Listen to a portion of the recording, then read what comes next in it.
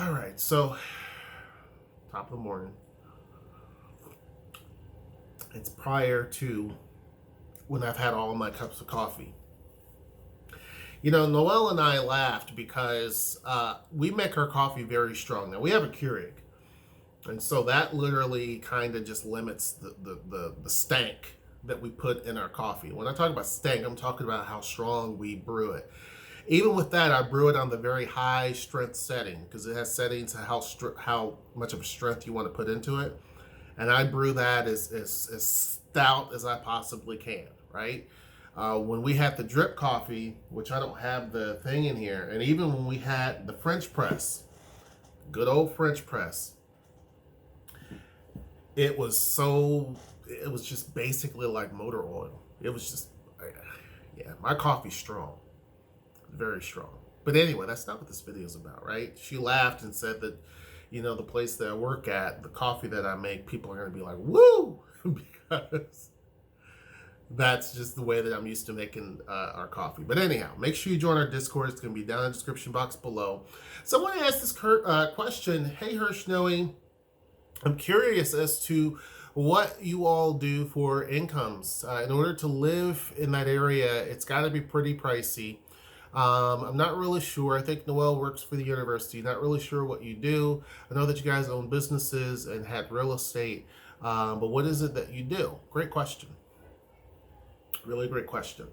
And you are correct. It does take a lot to live here. Some people do it differently. You know, some people have a job and it's a really good paying job and that's all that they do and that's pretty much it. Some folks will have several different jobs and that's what they do in order to make it. And other people will have a job, but they will have other revenue streams. And that's kind of the way that we do it, right? Noelle has been working for the University of Washington since we've lived in Washington, right? So she started working at the University of Washington up in Seattle. Then she started working for 3 years, I believe. Then she started working for the University of Washington, Tacoma for about the same, if not a little bit longer. And so she has different titles within those two different positions, but she's been in the same system, if you will, for 6-7 years, right? For me, I had dabbled in real estate for a little bit. That's here in Washington. In Washington, dabbled in real estate for a little bit, which was great. Sold those properties because it's a headache. It's a headache. Didn't really want to manage those any longer. Worked for an IT for a contractor and handled all that. Remember, I used to do videos that had videos that, what did I say? I used to do, I don't know. I just got confused. But anyway, I used to do videos where we would go on remodeling jobs and I would kind of show you guys kind of, you know, what took place and what happened and what we're going to do and all of the updates and things like that. So I did that for a little bit. That was prior to opening up the pottery studio. So once I sold the real estate stuff and, well, actually prior to that, yeah, it was prior to that, I had an idea that I wanted to get rid of the whole real estate aspect and properties and stuff. So I decided to open up the pottery studio because I still wanted to have an extra revenue stream, and I'll talk about why that is. But I opened that, and that was shortly after visiting my mom. My mom had cancer and passed away in 2019. And so basically after that happened, I was on the fence if I wanted to go into business like that. And so I finally just took the plunge and did it after being there and being with her and all of that. I just kind of had this heart-to-heart with myself, and I decided to do that. She knew about, you know, the other endeavors that I did, but she didn't know about the pottery studio thing, right? So got into the pottery studio thing, and that started after I stopped working for that construction company and doing their IT and business stuff and all that. And so started doing that, still had the real estate stuff, decided to sell that, which happened last year. So the pottery thing started in 2019. August 2019. Sold the real estate stuff, I think, May of last year in 2020, and was completely done with the whole real estate part. I also have a job too with a company here in Tacoma. I'm not going to mention where I work at, but I have a job here too that I work at that basically I'm a manager of, right? So that's kind of what I do. And then of course YouTube. YouTube doesn't really make much, but it's a revenue stream, right? One of the things that I believe firmly in is make sure that you have several different revenue streams. And we have, I think, 4 or something like that, 4 or 5. And even though some of those are tiny revenue streams and others are bigger, I think it's important, because what I like to do is take different money pieces and use them different ways. So I have some money that comes in that I want to use for house renovations. I have other money that I want to use for buying little fun stuff that I like. Then I have other money that I use for vacations. And then we have our main income that goes for running the house and all of that type of stuff, right? And then there's money for savings. So what we try to do is just take bits and pieces here and there and make it work. And then the heavy, hefty stuff is what we use for, is what our main incomes go for, right? So that's kind of the way that we actually do it. Other people have asked that before too. Like, what do you do? And that's always kind of the curious point, but that's kind of what we do. Now, I don't go into a whole lot of detail as to where I work because I don't want people to show up there. If you want to see me, you can go to the studio, right? You can come show up at the studio if you would like, that type of thing. I've actually had people show up at the studio before. There was one time, and it's kind of strange when people call out your name and you've never seen them before. It's kind of strange because I'm not expecting that. Even still, I tell the story of when Noelle and I and the kids were walking around downtown Tacoma. And we were just on the sidewalk walking, and there was a lady who was working inside of one of the cafes who was just waving at me like, "Hey, how you doing?" I'm not gonna not wave back, so I was like, "Hey."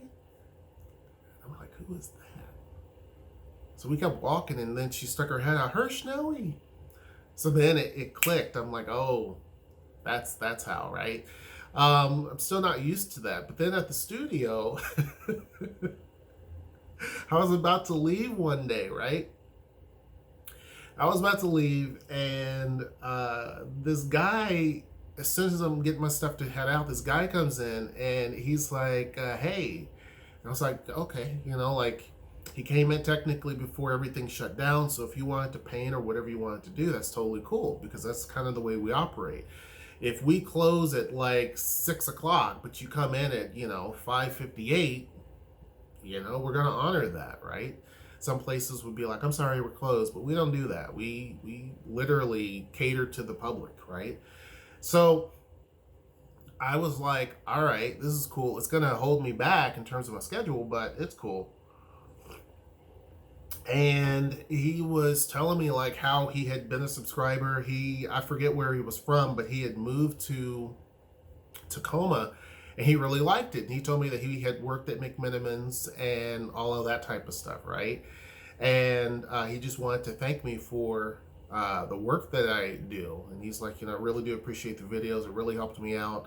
And so we got to talking, and he said that he's moving again. He's actually moving back to where he came from, only because he had to sort out some stuff that was going on there, and that he was needed back home.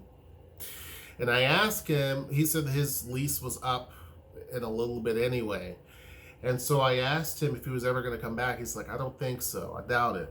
So I don't know what the circumstance was there, but it just let me know that, these videos are pretty helpful for some people. And that's kind of the whole point, is to make videos that really do help people. That's all I'm trying to do. Because again, when I first knew that we were going to come to Seattle, I had no information. I mean, I had basic stuff, But as far as having good pieces of information and really what it was like for the day to day and not just the touristy type stuff, you didn't have a lot. And so I didn't know much about here. I thought it snowed a lot, rained a lot. Um, it was just this, this cold Arctic place with a lot of trees. Excuse me. And that's just not the case. Not the case at all, right? I just did not have a good, clear point of what this city was like. And so I wanted to make sure that after I came here, I mean, to be honest with you, I still thought the city had the old streetcar. It was green and white, and it ran mostly just downtown. It was a single track trolley, and they tore that up. They still have some of the old stations. I think they still have two of the old stations downtown, but they tore that up. And I still thought that's what they used. I just had no information. And so for me, after coming here, I felt this desire to definitely focus on talking about Seattle and what the city was truly about and some of the things that you can do and some of the places that are of importance, at least to me. I'm not going to know everything. I'm not going to have everything just absolutely correct. But there are certain things I started to focus on, right? And real estate is one of those things I've always kind of dabbled in. And so just knowing, and still do, right? I didn't completely remove myself from real estate, so I'm going to put that in as a caveat. It's just that I don't want to own real estate and rent it out anymore. I just don't want to do that. So I'll do it for other people, but I don't want to do that. But anyway, so I literally wanted to focus on this area and just what it was like to live here. Moving to Tacoma, there was even less information. Like there was nothing. I mean, you heard about various different negatives, but you didn't really hear a lot about things down here, right? So I felt like that was unfortunate because there's so many great communities around here that really and truly are great places to live. The video prior, I talk about Spanaway, and Spanaway is a really great community.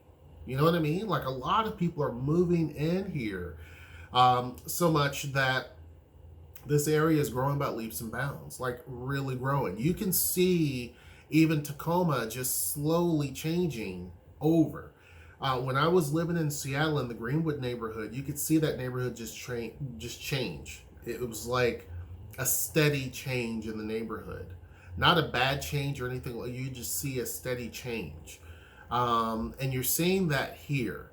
And what I mean by that is you start to see more working professionals, right? You're starting to see more of that. You're starting to see more of an income bubble.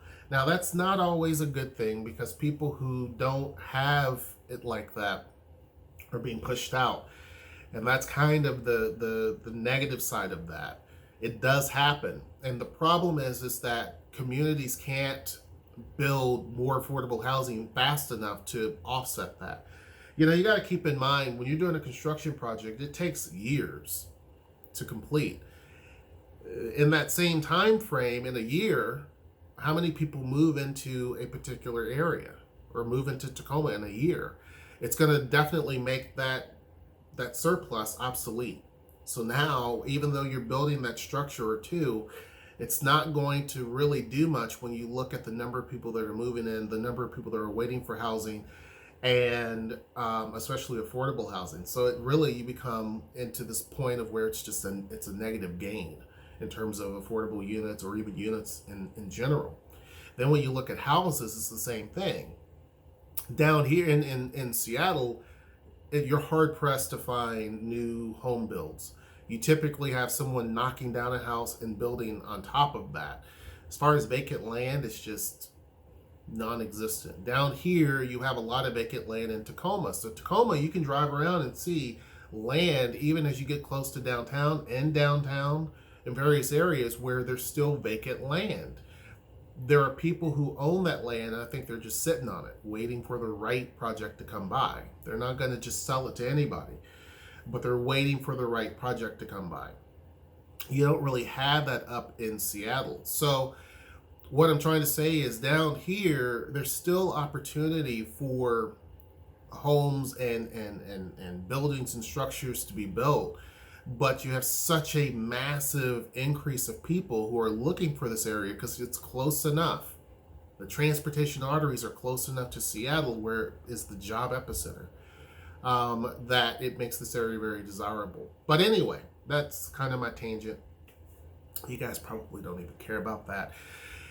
Anyhow, I hope you guys enjoyed the video. But yes, to answer your question, that's kind of what we do for jobs and what we do as far as having different revenue streams. I would tell folks to definitely consider that no matter where you live, whether it's here or whether you live back in my hometown of Bowling Green, Kentucky. Make sure you, if you can, have different revenue streams because you can't just solely rely on one. A lot of times, unfortunate things happen and then you end up in a pretty bad situation. And unfortunately, there's a lot of people who are in that type of situation. We are very blessed and fortunate here that hasn't happened to us. But anyhow, there are a lot of people that are suffering right now. So, our hearts go out to them and people who have been really, the sickness has been just devastating. But anyhow, hope you guys enjoyed this video. Make sure you join the Discord down in the description box below. Make sure you like, share, subscribe. And until next time, I will see you. Take care.